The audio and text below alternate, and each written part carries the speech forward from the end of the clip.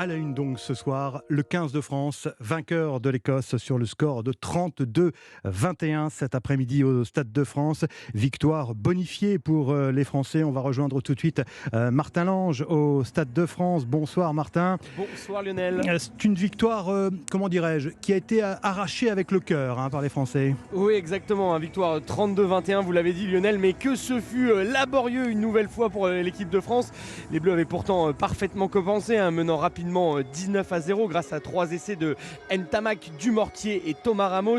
Ils ont notamment profité du carton rouge infligé à l'Écossais Gilchrist. Mais voilà, Mohamed Aouas, le pilier bleu, a lui aussi été pris par la patrouille.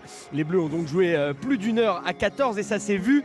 Les Écossais sont revenus dans la partie au fur et à mesure. Ils étaient même à 4 points à portée de fusil à 10 minutes de la fin. On a craint le pire, mais finalement Gaël Fickou a libéré les 80 000 spectateurs du Stade de France transit froid en inscrivant l'essai du bonus offensif, le 4e à la dernière minute. Contrat rempli donc pour les Bleus avec cette victoire à 5 points, mais sans la manière Lionel. Effectivement. Donc l'Écosse, Martin, c'est fait.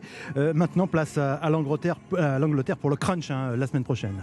Ça sera dans 15 jours. Dans 15 jours Lionel. Oui. Mais c'est ça un sacré test puisque les Bleus n'ont plus gagné à Twickenham, le temple du rugby britannique, depuis 16 ans et même 18 ans dans le tournoi Destination. Ça fait donc une éternité, on peut le dire, et il faudra être meilleur dans le jeu face à des Anglais qui vont mieux après leur défaite inaugurale contre l'Écosse. Ils viennent d'enchaîner 2 victoires assez convaincantes, mais si les Bleus veulent conserver leur titre acquis l'an dernier dans ce tournoi Destination, eh bien la victoire sera impérative. Merci Martin Lange du service des sports d'Europe 1 en ligne du Stade de France.